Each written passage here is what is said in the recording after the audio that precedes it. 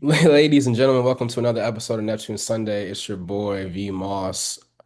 Every time we have a guest, I say that it's a special guest because anyone that takes the time to chat with us, like, is a blessing. So I'm happy to have anyone join us to tell the story and go on this journey with us. But today we got multi-hyphenate creative, award-winning producer, director, and journalist Joseph Patel on the show. Joseph, good to see you, man. Thanks for having me. I'm a fan of the podcast. So when I reached out to you, what was it, like 2 years ago, a year and a half ago? Yeah. I'm glad we're here now. Yeah, man. And it's like I'm super appreciative of just any love and any but like people who are actually in the space. Like I extra really appreciate like because it's people who have lived it and it shows like this is a labor of love and it's doing good work to tell the stories of the culture and like that's what it's all about. I've said this before, like, and I'm sure you know this and you appreciate this. Like the podcast and media game can be a little bit inflammatory in some cases, and like this is what we dive into is like the stories of real people and real experiences. So appreciate you. Thanks for having me. So let's get right into your story, man. Like growing up in the Bay, man. Like that's a unique place. That's a unique music place, a unique hip hop place. But like, what were some of your early musical influences? Like growing up with parents that were immigrants, like did they give you any musical influences or pass on any music that kind of like helped inspire your love and passion for music? No. My parents, I mean, my dad liked records. I think his like prime era is like the disco era. And, I loved vinyl as an artifact as a kid and playing those. And I think some of the first records I bought were like 45s because they were kid sized, right? Like, Hmm. and I'd sit in my living room and listen to my dad's records, but there was nothing really to write home about those records. Their tastes skewed very pop, very mainstream, and my mom liked AM radio, and like her favorite things were like the Police and Daryl Hall and John Oates and Laura Branigan. Like she loved that stuff. And she just had like earworm songs like were her favorite. And yeah, but but people like the other kids that I grew up with, music was so pervasive as a part of like the social culture of being kids in the Bay. And you heard music everywhere. And for me, it was at a really young age, we would play sports in the cul-de-sac of my suburban town, Fremont, California, Hmm. and we'd play music all the time. And it was a mix. It was like Van Halen or Too Short. It was like Too Short was real big in the Bay. And at first I was like, what is this? Van Halen was real big. Like we'd play that. It was just like a mix of stuff because, kids of different backgrounds listening to different things. But really, I started to get more and more obsessed with music. And I'm of an age when, like, in the Sunday paper, you'd get this Columbia House Records and Tape Club, and it'd be like 8 tapes for a penny. Yes. And I'd send that in every time. And my mom would be like, but what are you signing up for? Like, I'd get the cassette, and then she'd have to like write them to like cancel the thing, and then I'd do it again. And it was just like that's how I sort of amassed my tape collection. Gotcha. And yeah, it was just music was such a way for me to talk to other kids at a very young age. And being a kid of an immigrant, like, having any sort of currency, social currency was like your way in. So, um but as I got older, like especially junior high and high school, I became obsessed with music and really junior high. And music. It's funny. I say this on like film panels that I'm on. Like, music was the way. It was my gateway to the world. It's literally how I learned about photography and literature and economics and like, my social justice leanings and like my politics all came from music.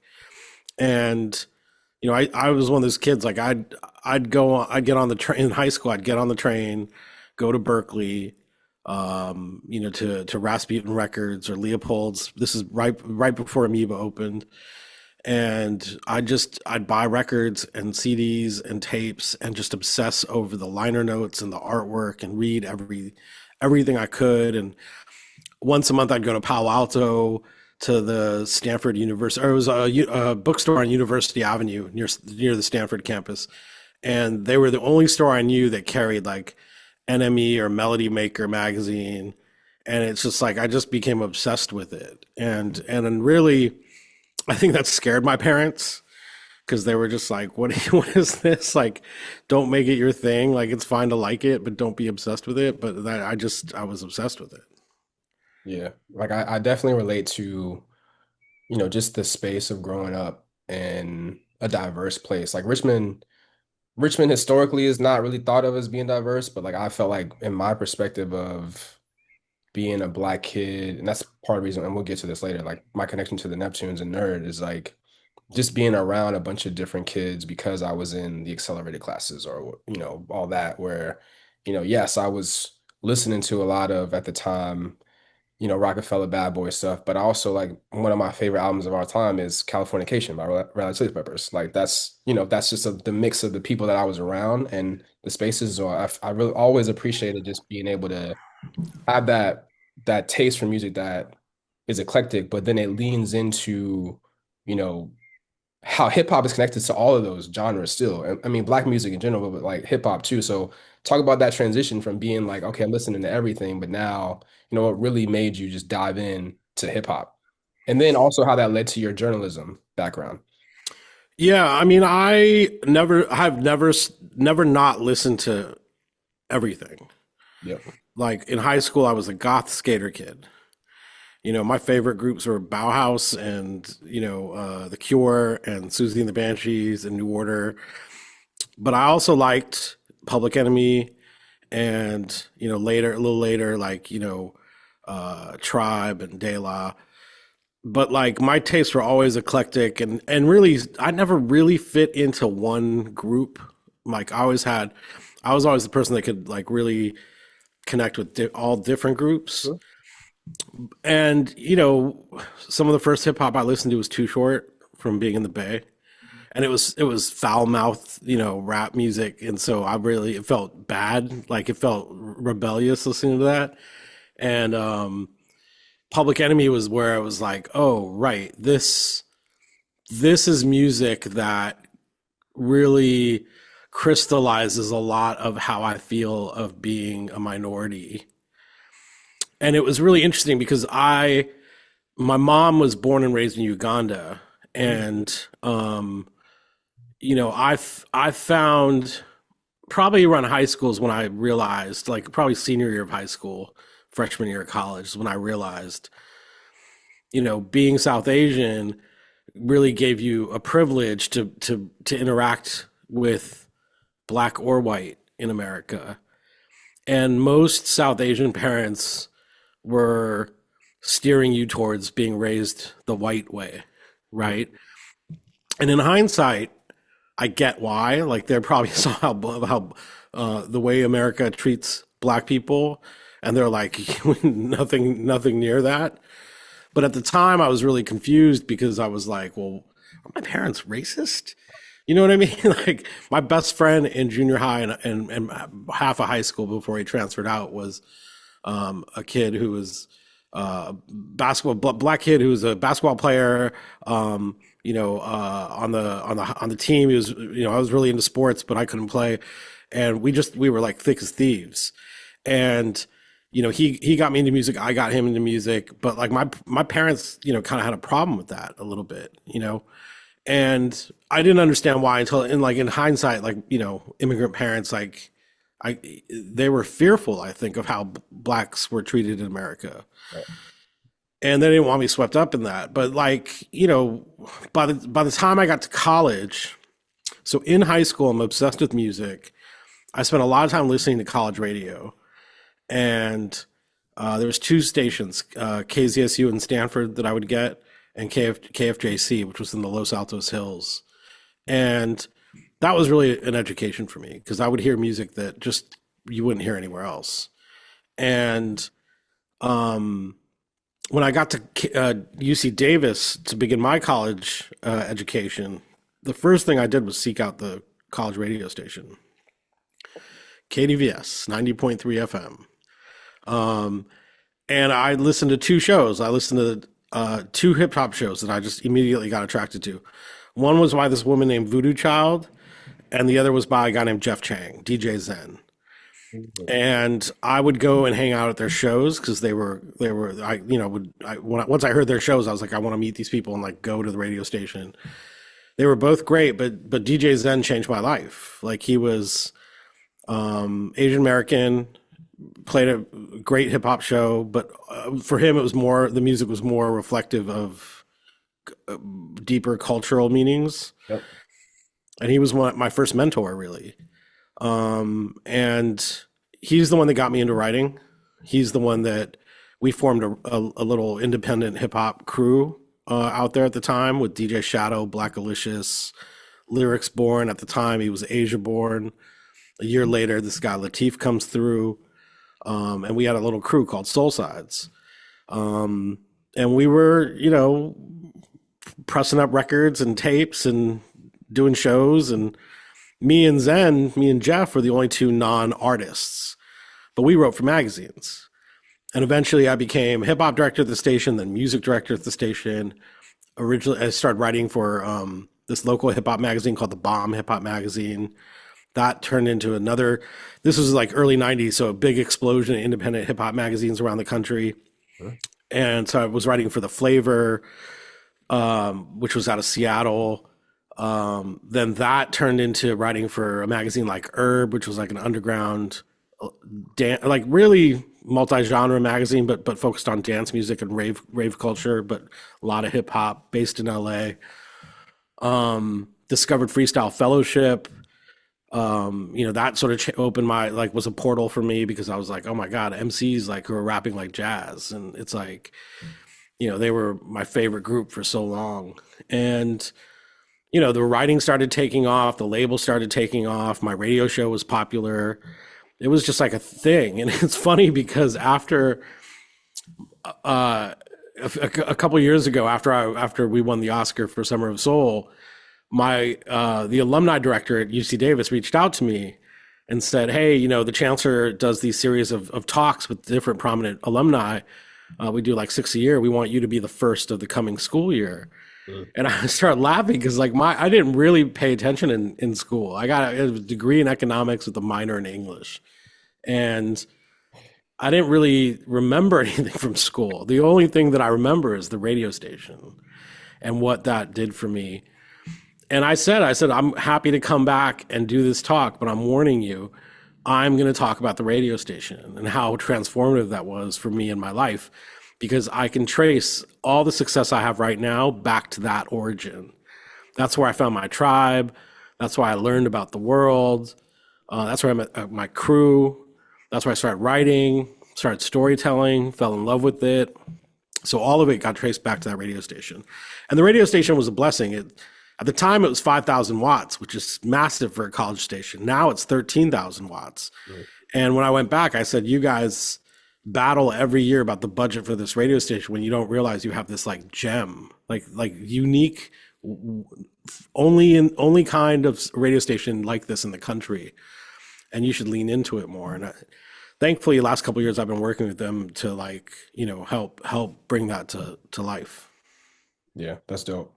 Like, I think that's something I definitely appreciate. Like, in my time in grad school, I ended up getting a career in sports, but like the work that I did in grad school at Georgetown was very secondary to the experiences I had as an intern and, volunteering at stuff that was happening in DC to get more experience and connections that helped me get there. So like, I think that's definitely a message that is clear, right? Like, and I think that these schools got to be careful with that and understand, like, yo, you want to get us to come back and talk, but we're going to keep it real because, like, that's really what's going to help make the next generation be prepared and feel like it's attainable. Like, here's how we did it. And, don't like not pay attention in school, but like, what else are you doing? Yeah. And I think, my message to the university was, and I should say UC Davis chancellor, Gary May, he understands that education isn't just theoretical, and it's not just um, the classics, right? That they have to be, as a UC, University of California campus, they have to adapt to preparing people for the workforce, but also, what I told him is I said, look, I'm not athletic, right? I'm not playing sports. Right. And for me, the radio station was where all the misfits gathered. Misfits. And, a lot of us have gone on to do really great things. DJ Shadow is a huge artist, right? Jeff Chang is an incredible author and storyteller and academic. And, I've had my success and Lyrics Born, Latif, like all these, like our crew. And that's just one year, Right. So, yeah, I think, I think one of the things I tell young people now when I talk to them is, one, you have time, right? Like figure out what you do, everything to figure out what you want to do. And also you got to find your tribe. You got to find the people that you can make stuff with and create with, and also get feedback from, and really critique each other so you can get better and find the thing that you want to do. Yep. And I think that was that for me. The radio station was that place. But I loved doing a radio show. I miss it. I want to do it again. I taped everything. I have like 3 boxes of cassettes of all my radio shows every week. I was writing for magazines then, and one of the things benefits of writing for magazines in the '90s is you'd get the album in advance, Mm. sometimes 3, 4 months in advance.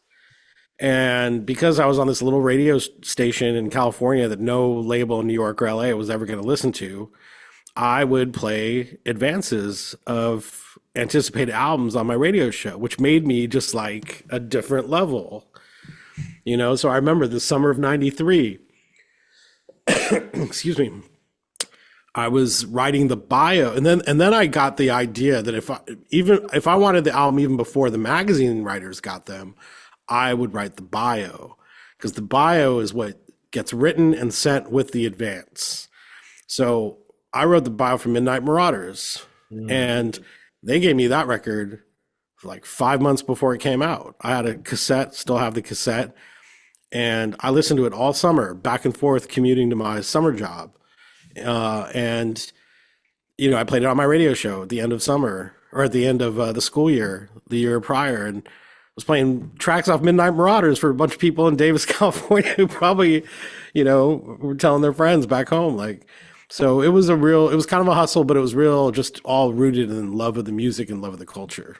Yeah. So kind of sticking with that, the idea of the next generation, right? Like going from journalists and hip hop to now making films that are just talking about the legacy and impact of music, especially Black music across multiple genres, all genres.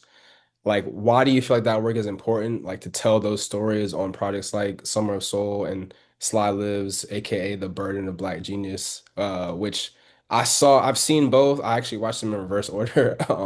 But I think, just want to hear your perspective, especially working with Quest and like how you guys talk about like the intent of those to tell those stories for the people who it impacts, past, present, and future. Yeah, I mean, it's interesting. Making movies now is connected to what I was doing back then. It's all storytelling. Like, Yep. I spent a career as a music journalist, and then towards the end of the '90s, when the dot-com boom happened, I was doing the, work at dot coms, and then the bubble burst, and really journalism's bubble was bursting too. I could tell. I used to get paid like $1 a word or $2 a word at certain magazines, and now it was like 50 cents a word, and it was like I could sense it was coming. And also, I didn't love it as much anymore. I'd been doing it, and I originally started doing it because I loved being able to, I love two things. I love being able to ask artists about the process, or like a favorite song, or how this thing got made. But I also like seeing my name in print. I like being like part of the people who shaped the conversation culturally. Even if I couldn't really articulate that at the time, looking back at it, that's what I really liked about it. So, and I think so. Towards the end of the '90s, early 2000s, I was struggling. It was harder to write for me. I didn't think I was really good at it. I was losing interest, and I took a job at MTV. I was freelancing too, so it was like I didn't really feel like I was getting better or growing as a person. And you know, do you know John Caramonica at the New York Times, pop Yeah. music critic? So John and I are really, really tight friends and have been for a long time. And he says that one of the reasons he got into writing is because of me. He read my stuff and he's like, "Oh, I can do this. Like, I like this music too. Let me write about it." And I always joke I got out of writing because of him, because he was just so much better at it than I was. And so I took a job at MTV and I was given the opportunity to transition from writing news stories every day to producing news pieces. And that just, again, another life-changing moment for me. Because what I realized is I loved storytelling. I struggled with writing and I just wanted to keep doing the storytelling. And that eventually evolved into making these documentary films. And along the way, I've done a lot of non-music stuff, a lot of non-hip hop stuff, a lot of non-music stuff. I worked at Vice for 4 years, and I traveled the world doing news stories. Um, but I really loved, I really love, again, because music was the way I learned about the world. Telling music stories is just where I feel most comfortable. And Summer of Soul is one of those just once in a lifetime stories. It's a music story, but really it's a story of America Yeah. and even just like what gets treated as history, what's remembered, what's not, what's forgotten, why. And so that was a really um it was really intuitive to me to figure out how to tell that story with Amir. And I think we made it in a way that could find the biggest audience possible. Like, well, there's certainly parts of that movie where we could have just nerded out and just made the nerdy version of that. But we realized we weren't just telling a music story, we were telling something bigger. And in order to reach the biggest audience possible with that bigger story, we had to make certain sacrifices. I think it all worked out, obviously. Um, but yeah, I just love storytelling. And I think it's so important because black music is the blueprint, right? Just quite frankly, for all of what we listen to, how the industry works, like all of it is black music. And um, through music, through black music, we can learn a lot about ourselves and learn about this country and preserve these stories, but also, if told well, give us insight into how we progress in the future. And I think that's sort of the real crux of it for me. Yeah. And I think it's so important. Like the storytelling and passing it down is a tradition that is in Black culture and has existed forever. And I think just the way that it happens through music is an accessible way that we just got to make sure we're intentional about trying to keep passing down that legacy, man. Yeah, and look, as media gets consolidated and becomes more corporate, the opportunities to tell those stories dwindle. Right. And so, however we can tell those stories, this podcast, Twitter threads, people who write books still. It's writing books is probably the most one of the most thankless things you can do Yeah. for the amount of money you get back. And but preserving these stories, reporting, doing the work, it has purpose. Yeah. Yeah, for sure. And so one of my key takeaways from watching Sly Lives was just like, and you talked a little bit about this when you had your interview with OK Player, was this idea that, society kind of dehumanizes our Black artists in a specific way, right? Like we look at them as superhuman and they're held to these unrealistic expectations, but the moment they make mistakes and they don't meet those expectations, they're torn down. And I really appreciated how in telling that story about Sly that you chose to interview some artists from our generation who have had a similar experience. And so that included the late great D'Angelo, who one of our most beloved Virginia people in general. Talk a little bit about how important his perspective was to that film, and then like any cool stories that you might have had from interacting with him over the years. Yeah, it turns out that was his last interview, Wow. which has really kind of stopped me in my tracks. Really the premise of Sly Lives, The Burden of Black Genius, is comes from Amir, right? It's his lived experience Yep. and something I've observed, but it's something he's lived. And so when we first started talking about Sly and the story we wanted to do, that was his premise. Was he was like, look, can you imagine being Sly Stone in 1969 and you're 26 years old and you've just headlined Woodstock and you're on the top of the world. Everyone looks at you like you've solved race relations in America. And then you do this album, what the pressure must have been on, on him. What that must have felt like. And then you do this album that's kind of rooted in his blackness, and then he gets treated like he did something wrong, Right. and he gets and these white rock critics that loved him a couple years prior use really take liberties in their language and how they critique him, and you realize, oh, they don't really see him as human. Right. And I think that when we looked at that story and you look at Sly's arc, you know, we couldn't talk to him because he was sick, but we could talk to people by proxy who have similar experiences. D'Angelo being probably the most obvious. And Amir and D'Angelo had a relationship, and so, but it wasn't an easy get. Like it took a year of asking, couple false starts. The night of the interview, he was 8 hours late. Even Amir, who I guess I'm not really talking out of school if I say this, but Amir was frustrated by the end of the night. He was ready to go. I knew how important getting D'Angelo was and how far we had come. Not that Amir didn't, but I was just really that was my focus all night. Was like even in the crew that we had shooting that, I told them, I said, listen, I need to know you can hang. I don't know whether this is going to happen or not, but I'm going to wait till it does. And everyone was down. And then when it happened, I wanted the most raw conversation possible. And Amir and I talked about, not having anyone in the room, and so I had the DP set up the camera, frame the shot, and just leave. And I had the sound person. We had the wires. We closed the door, and she's on the other side of the door. And it was just Amir and D'Angelo in the room, and me hiding in a corner, and letting them talk. Wow.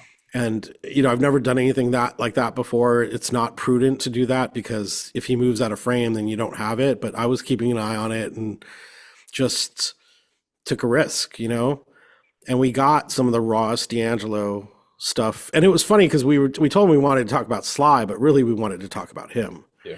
And sort of like a couple points in the interview, he was like, "I thought I was here to talk about Sly," and you know what I mean. And it's like we're like, "Yeah, you are though."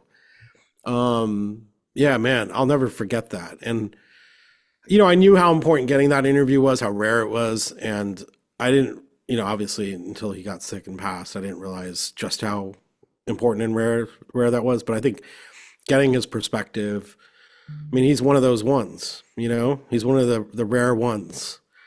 And it's just unfortunate that we couldn't really see what else he had to give us. Yeah, man. I mean, his passing hit us. Like I'm from Richmond. I'm from North Side, he's from South Side, but still like just it just thought about my experiences listening to his music in my whole life. And like, when Black Messiah came out, it was a huge deal because I was living out of Virginia for the first time in my life. I was in Houston, Texas, but like the group of people that I spent the most time with that were like from Texas, like were very big and excited as much as I was that this new D'Angelo music was coming out, and we listened to that together all the time. So like that's a huge memory for me, and just like a huge loss for us in general, but like specifically from us from Richmond, Virginia, like Yeah. super impactful. I went to the funeral and it felt like a local funeral. I mean, obviously there's star power there. Yeah. And having the band on stage was a mix of the Soultronics and the Vanguard. And Stevie Wonder comes out to do the first musical number. It's like, what? But it felt like there were more people there who knew him as Michael from Richmond Right. than there were people who knew him as D'Angelo. And you could feel that as soon as you walked in. And that was really special, I think. Yeah. That's what I heard from people that were there too, man. And it's, funerals are never easy, but I think that that's one thing that's left on us, people that are left behind, is to make sure that legacy and that celebration is what they would, as close to what we would think that they would want it to be. And I feel like from what you guys have talked about and what I've heard from other people, like it sounds like it was what it needed to be. Yeah, I mean, look, I also went to Sly's funeral this year because he Wow. passed, Yeah, yeah, yeah. and he passed a few months after our movie came out, and that was hard too in a different way. I'd never met Sly. I'd met D'Angelo a handful of times and had written about him and had obviously, done that last interview, but Right. Sly I never met, and the first time I meet him is at the viewing. Yeah. He's in a casket, and it was just a trip. Yeah. And that funeral was a lot smaller. A lot of history in that room in terms of family relationships. A lot that didn't get resolved in his lifetime, I think. So you could feel that in the room a little bit. That was a huge loss. Losing Sly is a huge loss, but I think culturally, probably lost him a long time ago. Hmm. Um, it's a miracle he survived as long as he did, and I think for the sake of his family, I think that's a good thing, right? He got to reconnect with his kids, his grandkids. Like that was cool that he, especially black art, a lot of black artists like don't survive. Right. With a D and Angie Stone, perfect examples. It's just like it's a blessing that Sly got to live as long as he did. Right. Yeah, man. So sticking with our from D'Angelo to other parts of Virginia, podcast about the Neptunes. So you mentioned to me you interviewed them a bunch of times, but like tell me how you got the opportunity to write the liner notes for the first three Nerd albums. Yeah, so I should be more specific. It wasn't the liner notes. It was Okay, the okay. bio. It was the bio. The bio. Okay, cool, cool, cool, cool, cool. And the first bio, so my In Search of is the album for me. Okay. I was as soon as I heard the Neptunes, I was obsessed, right? Just obsessed. Yep. Here were two people that combined rhythm and melody into one singular thing. Mm-hmm. And I'd never heard anything like it. I still to this day feel like it's underappreciated. And they were able to synthesize rhythm and melody into these huge pop songs. And they're geniuses. And then in 1999, I was working at 360 Hip Hop, which was Russell Simmons's web venture at the time. Yeah, yeah. And I had just written about D'Angelo, and the guy at Virgin Records, this guy named Kavi, rest in peace. He's passed now. I think he passed during the pandemic. Kavi was like, "Oh, well, do you know the Neptunes?" And I was like, "Yeah, I'm obsessed." And he's like, "How do you know the Neptunes?" And I'm like, "This," and I had the Clipse album because I had the advance of the first Clipse album that was supposed to come out on Elektra. I was obsessed. And he's like, "Well, they have a band called N.E.R.D." And I was like, "What?" He's like, "Yeah, they're doing like rock songs, but they're all Neptune style." And I was like, and he hit me with an advance. And this is 1999 when Virgin was going to put it out. And just for you, I broke out the advance Ooh, that he gave me. ooh. And it says Nerds. Not even Nerd. They didn't even know what it was. And they didn't have a title for the album yet. And it says produced by the Neptunes. And what's crazy about this is they didn't know what they had. Yeah. They thought a Neptunes album. They were like, "Oh yeah, we'll sign. We're gonna put it out. Neptunes are gonna do an album. We're gonna put it out." They thought that was gonna be like Justin Timberlake and Britney Spears, and it was gonna be just hit after hit after hit. And they get this, which is I don't even know what you call this.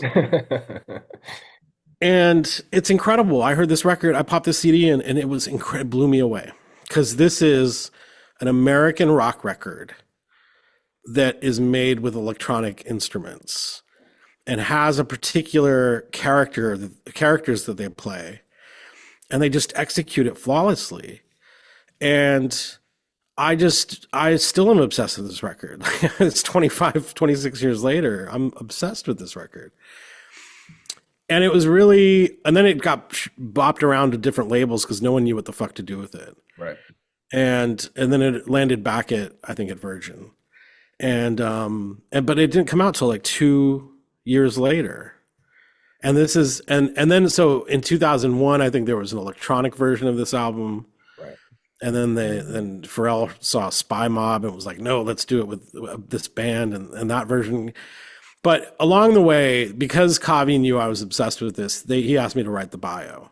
Got you. And so I interviewed the group, and it was like my second time interviewing them. I had written a thing on the Neptunes in like '97 for this British magazine that was like an offshoot of Dazed and Confused. And then I think I wrote about them for Vibe at some point, '98 or '99.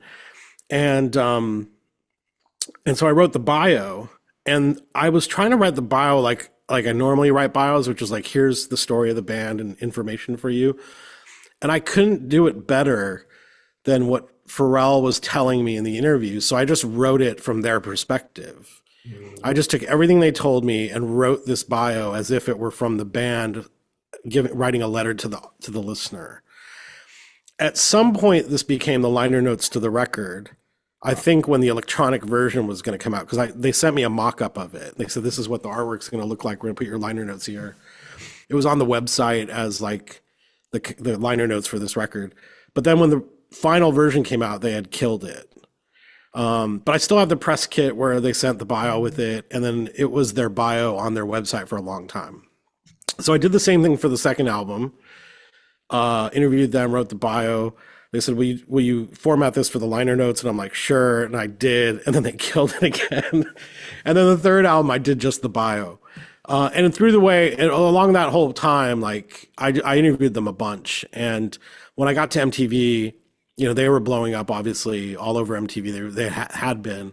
But I interviewed them a bunch when I was at MTV. Pharrell gave me one of the best compliments I'd ever received from anybody at the time, which was, some host was asking the questions. He's like, why are you asking the question? Here's the dude that knows about music. He should be asking the questions. And I was like, that felt good. Even though I never wanted to be on camera, but like that felt good. But yeah, this is the album. I think they fucked up by doing the live band version. So that's your preference. You prefer OG version, all like. I prefer the OG version because it is such a radical idea to do a rock record with electronic instruments. That is a radical idea in 2025. It was a even more radical idea in 1999, 2000, and 2001. Yeah.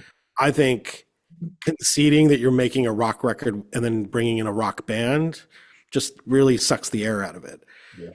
But the songs are still good. I think Truth or Dare probably sounds better with the band than it does with the electronics. It sounds more ferocious, but I still love the electronic version better.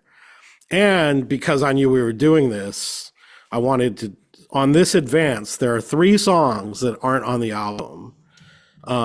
Actually, 3 songs and an interlude that aren't on any released version of the album. And if you will, I'll play you a little bit of it. So this is a song called Why Must I Die?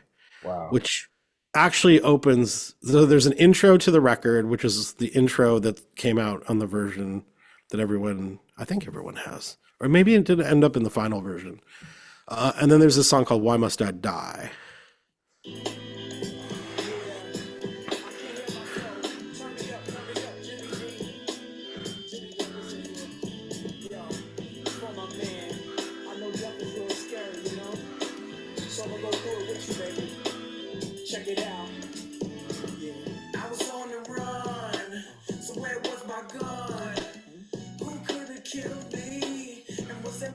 Yeah, anyway, so you can hear that okay? Yeah. Okay, so that's Why Must I Die? And then there's a song called What's Wrong With Me? This ends up being on the best of, but it originally was on this album. Yeah, I've heard that one. I've never heard Why Must I Die, but I have heard. Yeah.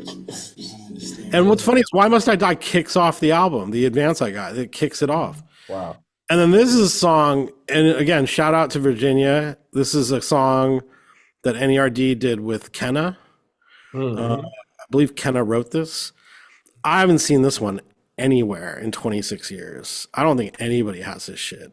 And Pharrell, when I saw him last, which was like 10 years ago, I was like, "What happened to this song?" And he said they they gave this song to Sugar Ray to do for one of their albums.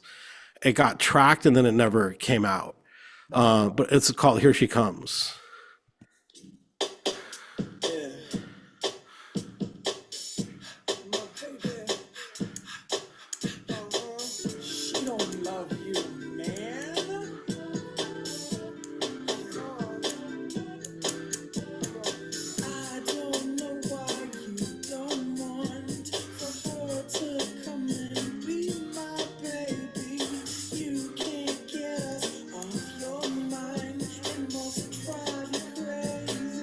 And this is the part I love.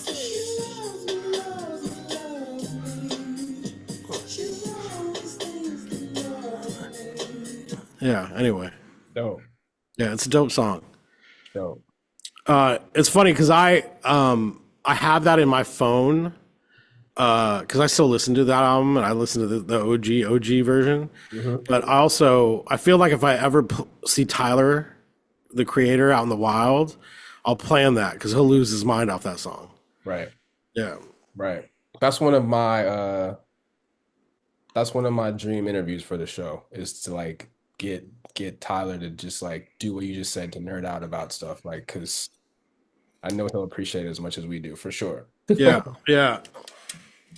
Yeah, man. Anyway, I mean, like I pulled that special for you. I appreciate that, man. Like I don't necessarily I think my perspective on OG versus Spymob version is really just about like the fact that when I was coming up in 2001, 2002 is like heavy, okay, it's download days. So like I remember having the OG version first and just being like, yo, I love these because they're more Neptune songs, right? Like, but then I think that when I actually listened to it as a full album, it was the Spy Mob version later, like and years later, like not even when it came out, like, but Yeah, because I don't think the OG electronic version ever got released here, right? I no, think it's only in UK, I think. only in the UK, and then like it's not even on streaming, Nah, you which is know. crazy.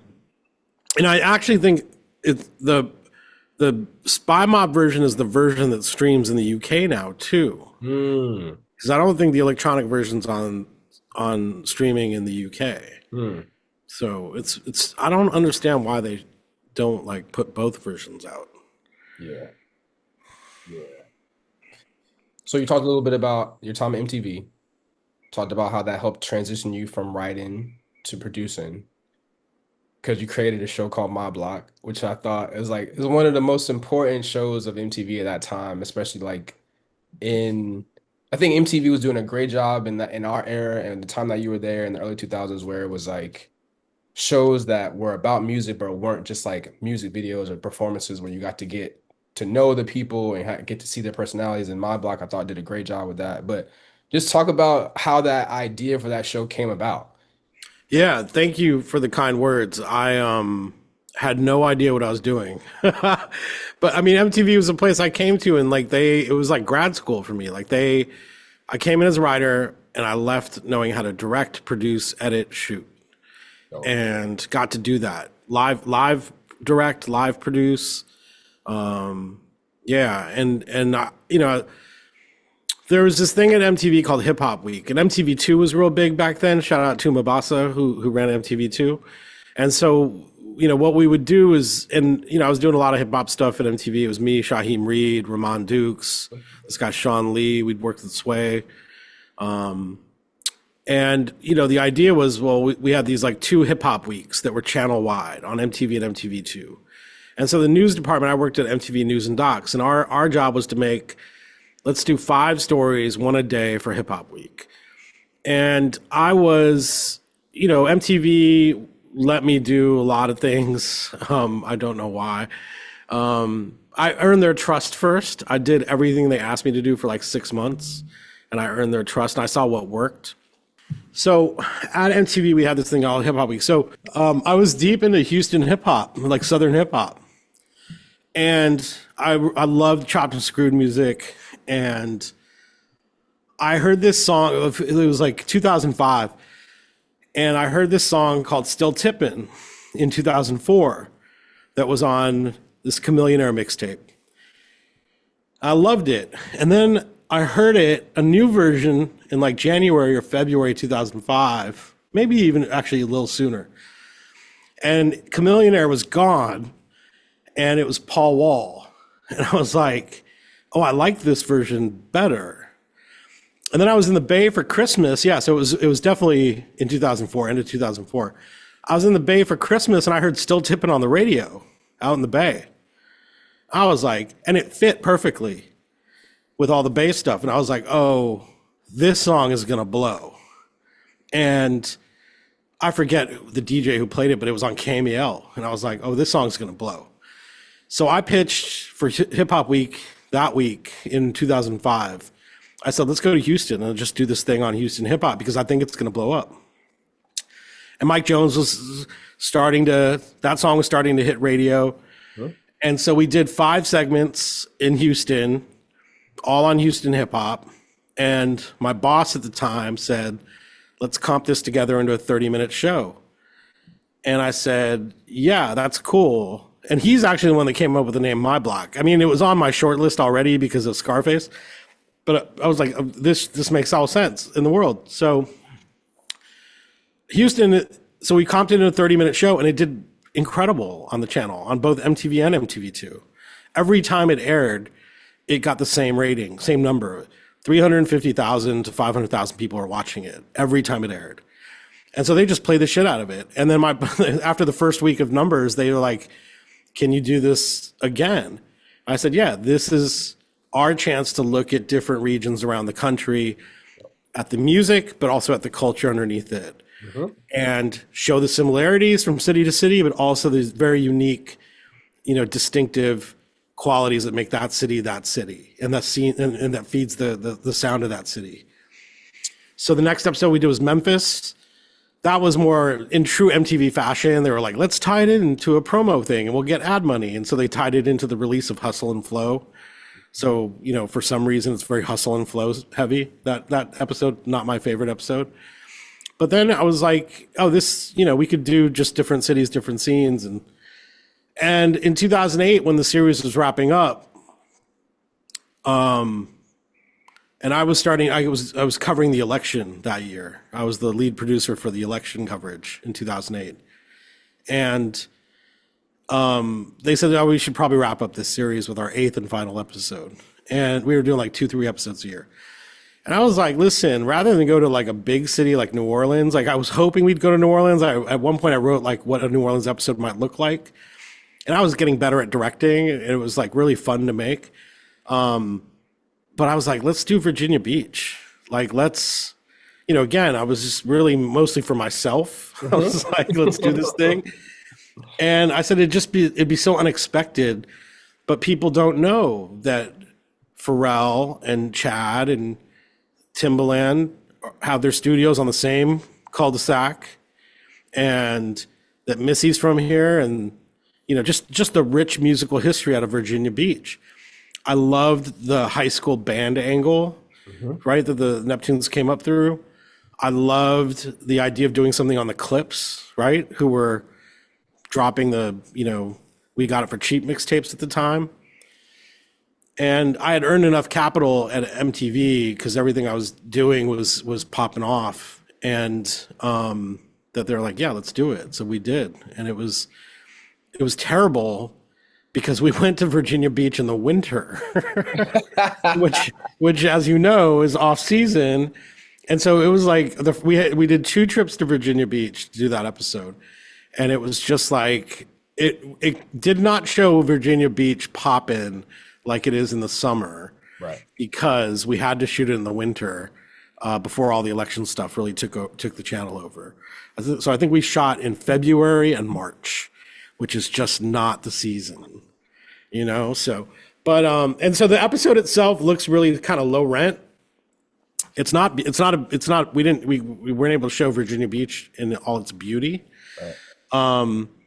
It's like the show opens with Sway meeting the Clipse on the boardwalk, and everyone's in puffy jackets, and it's like, it's so funny. But there's something really beautiful about the non-beauty of Virginia Beach, We did a segment on we did for us we had the so my idea was rather than do one segment on the Clipse, what we'll do is like five segments where the Clipse takes us through the seven cities.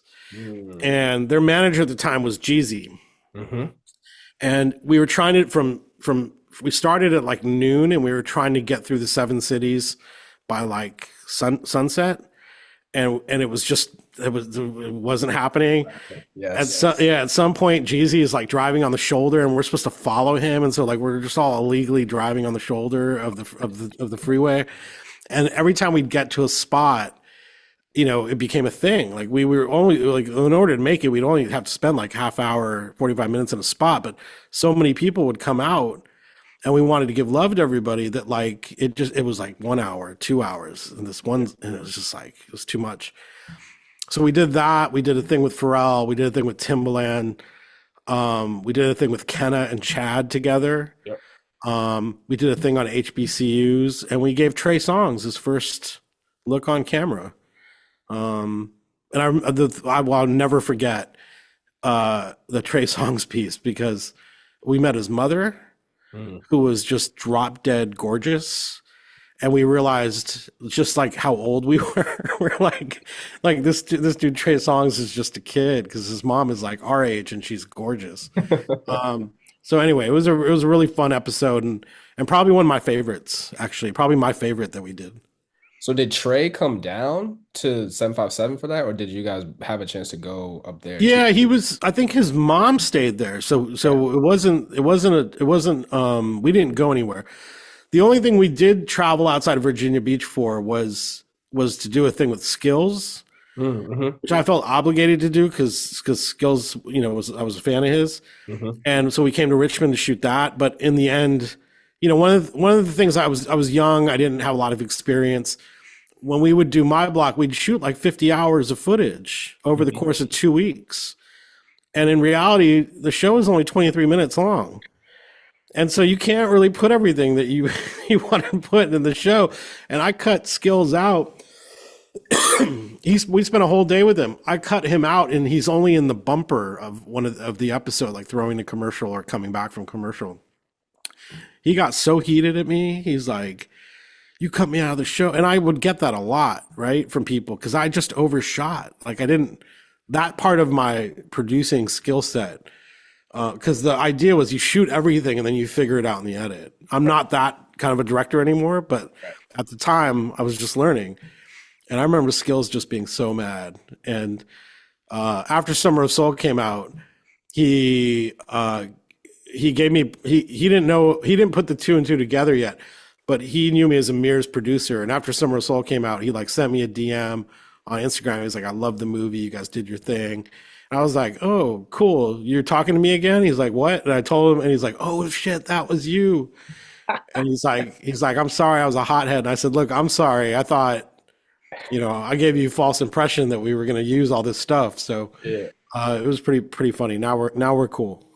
That's good. That's good to Yeah, hear, man. Skills is our guy for sure. Skills is the homie. Yeah, man. Like I really appreciate it. Like I said, I enjoy my block a lot because like that point for me in 2003, 4 is right when I'm going from high school to college, but like that was my first few years at Hampton. And so like being a kid from Virginia, going to an HBCU in Virginia, but still understanding that all these people from a lot of places that you did those episodes are coming to Virginia, but like especially when you talk about Houston, like my roommate who was actually grew up with me in Richmond, but he like was super into the down south and he was like playing chopped and screw music. Like I joke and say like he would let that shit play and we would hear it. I would hear it in my dreams because he's just playing like all these Houston screw tapes and like I think that in my brain is and I think that's part of my perspective is because I got to experience it with people who were coming from those communities that's the peak of regional sound to me. It's like the early 2000s when it was like the internet Yeah, hadn't leveled everything out yet. It was like, yo, we are listening to Houston Screw have a crazy moment, and like Atlanta is still like Lil Jon is still popping, and Luda and T.I. and all that is still going. And then I'm Memphis. with people who are from New York, and like I'm big into Rockefeller, so like meeting people that know Freeway and like all these people that are in all of that. Like Dipset was crazy, so like that is such a big part of my musical like experience that I really appreciate and don't take for granted is like being able to live what you were able to do through that show, like in person in real life at Hampton was like one of my favorite things about that experience. Yeah, and I think one of the things that was cool for me is that I sensed that the regional sounds were really important.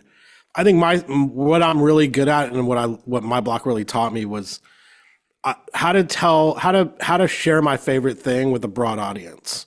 Cool. Right? I had to like find storytelling wise. I had to find the sweet spot between um, the nerds who know everything about the scene and people who know nothing about it, and find the sweet spot where it makes sense and satisfying to both. Yeah.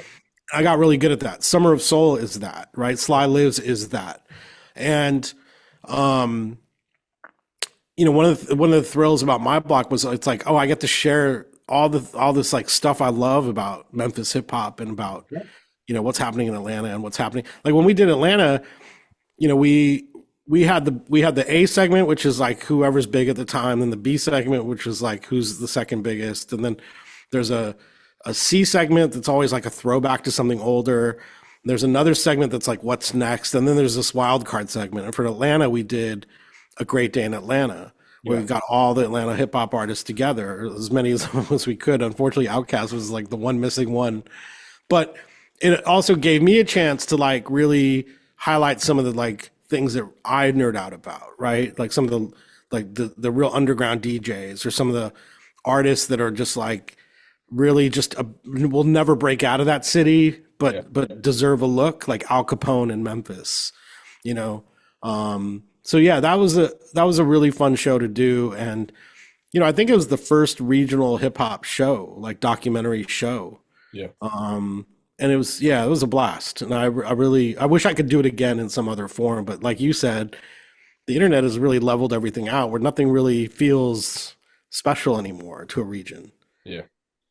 Yeah. So, All right. So who do you think is the either you can say the best or your favorite of the frequent collaborators? um, oh, that's a hard one. That's not rapid fire, man. That's a hard one. Um, I mean, honestly, it's hard. I would say, um, I would say the Clipse are my favorite. Um, I don't think there's anything like Pharrell, Chad, and the Clipse.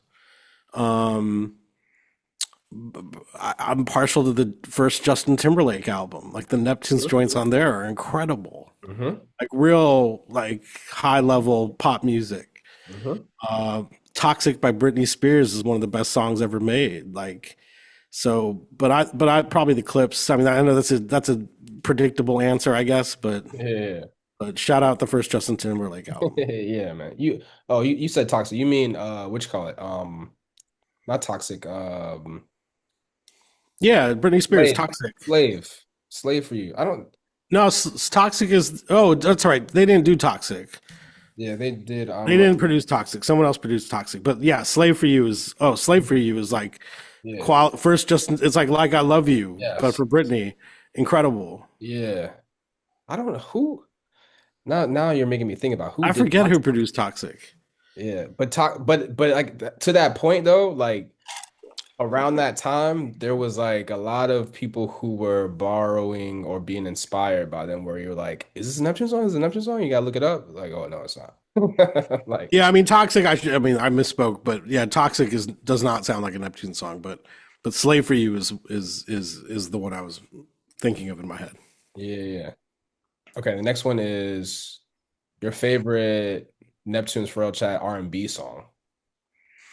Um, Usher. I mean that is like that's like one of the best songs ever made. Yeah, So, um, yeah, that's probably top 20 songs for me.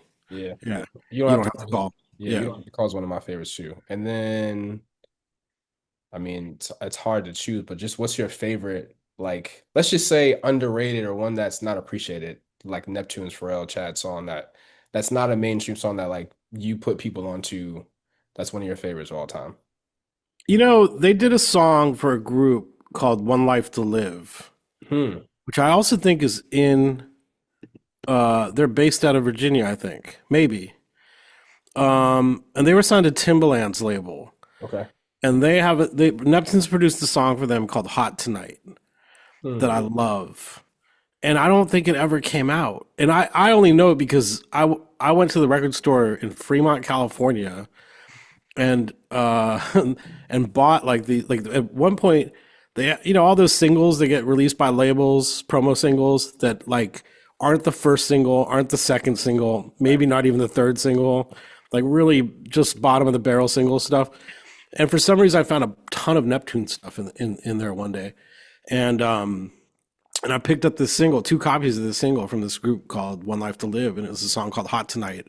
I love that song. It's just I think Pharrell raps on it for a little bit too, and it's like real smooth, clubby, like yeah, it's a cool song. Yeah. I'll have to go look that one. I've never heard that one. I gotta look that up. I think I have it here somewhere. Hold on. Oh, and then but see, I'm like one of these people. I'm like one of these people that I love unreleased songs. So that is a problem with me. Oh, here's what I would say. And these are probably the questions that I probably needed to beef up on before we did this. Under the radar song. It's a B side from Khalees called "The Spot." Okay. I love this song. It's off that, and also that whole the first album, Khalees' first album. There's a song on that album called. Oh man, should have done this beforehand. There's a song on the first Khalees album, and it is called.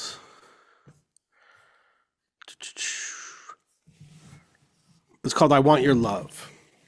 Okay. It's an album track, debut album produced by the Neptunes. It's incredible. That is like one of my favorite Neptunes productions ever. That is definitely under the radar. Yep, I'm familiar with that one. Yep. And then The Spot is a B side off a single from the Wonderland record Hmm.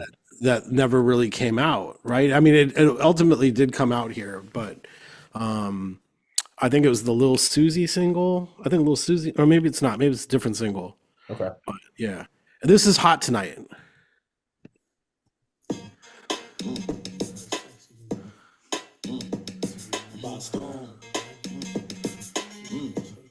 Neptunes, one life to live. Yeah. 2000. Hey, hey, mama, only if you're hot. You can do a dirty dick. This is like the Virginia version of Junior Mafia. That's what One Life to Live is.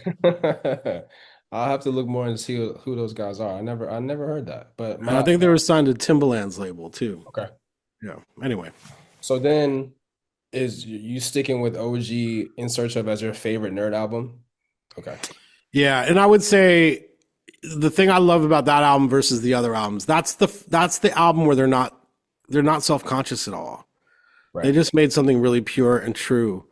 And then once it came out, the other albums are them being very self-conscious. They're very obviously playing characters, playing it up a little bit, kind of catering to what is happening as opposed to doing something just totally isolated and independent of that. Yeah, yeah. And I think I don't love any of the subsequent N.E.R.D albums in their entirety. Probably Seeing Sounds is the closest.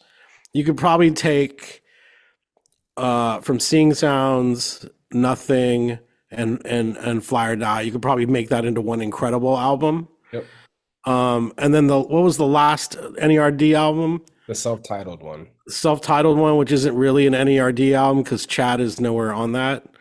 Even though they propped him up like Weekend at Bernie style to make it look like he was in those sessions, he's not really on that record. So that one, Lemon is great, 1000 is great, Yeah. but top to bottom, not a great album. Yeah. Yeah. So Last thing. We talked about the Clips a little bit earlier. They're having a crazy year, being coming back after 16 years. nominated for 5 Grammys. What are your thoughts on Let God Sort Them Out? How does this album rank in your the Clipse discography? And then, any predictions about the Grammys? I love the album. I think it's great. I think there's some flaws with it, so it's not a perfect album for me, but I like listening to it a lot. Mike Tyson "Blow to the Face" is one of the most incredible things I've ever heard in my life, and it's like a perfect thing where you like just want that song to go on for like 5 more minutes. Um, the singles they dropped were incredible off that album. I don't love Rico. I think Tyler is probably the weakest part of that. Is that the song he's on, Rico? Tyler is on POV, and He's then on POV, right? There's too and many then acronyms on this record. FICO is the one with Stove Like, Top. yeah, that one's great. I love that record, and I'm really happy for them. And they are just so good and so deserving of this. They are one of those groups that should have always been bigger than they were, and they always got caught up in label stuff and sort of like big bro syndrome with the Neptunes. And Hell Hath No Fury is probably the best Clipse album. That first exclusive audio footage is incredible. The We Got It for Cheap Volume 2 is one of the most incredible. I listen to that once a month, in its Amazing. entirety. Amazing. Yeah, The beat selection on Volume 2 was just like perfect, incredible. perfect. When we when we uh when we won the Oscar, my first post on Instagram on Oscar night was posting "Roll with the Winners" off of Volume 2 because I had that loaded. I'm like, if we win, that's what I'm posting because that song makes me feel that way. So Yeah. I mean, I would love to see them get one of the two when it comes to rap album of the year or album of the year. Like that would be amazing just for them and for like obviously for us for Virginia. But both of those categories are just stacked. Like, I don't really care about the Grammys. It's a it's a cattle call. mm, I don't think they treat rap music very well. Hip hop should have 10 categories, 15 categories, not just the two or three, four or five that they have. Um, you know, as someone who has a Grammy, it doesn't make your it doesn't define anything. It's nice to have, especially for meetings with executives, but it doesn't define anything. If they don't win, we all know how good they are anyway. right, 100%. Tribe never won a Grammy, and Tribe's maybe one of the most influential hip hop groups ever. Yep. So Yep. Well, I appreciate you coming on to talk with me, man. Anything you got coming up next you want to share with everyone to look out for from you? working on this next film, which is on Jay Dilla, and we've been working on it. It took about 3 years to put together. We started pre-production in April. We're in the middle of production now. I'm directing this one. Amir is executive producing, based on Dan Charnas's book Dilla Time. Mhm. Hopefully done in July, out early 2027. Um, and really excited about it. It's an accessible nerdy music doc. As So it should be. yeah, I mean, like, look, one of my dream projects. This was always one of my dream projects, the Jay Dilla doc. One of the other dream projects, and we should probably talk about this offline. Is I want to do a podcast series on In Search Of, multi-episode. There's just so many things to talk about that one album and the industry and music and people influenced by it and all that stuff. So Yeah. Yeah, we definitely talk about that for yeah, sure. yeah. Well, yeah, man. I thank you so much for taking the time to chat. Know you're busy. It's the holiday season too, so super thanks, super appreciative. Everybody, thank y'all for listening to another episode of Neptune Sunday. We'll catch y'all next time.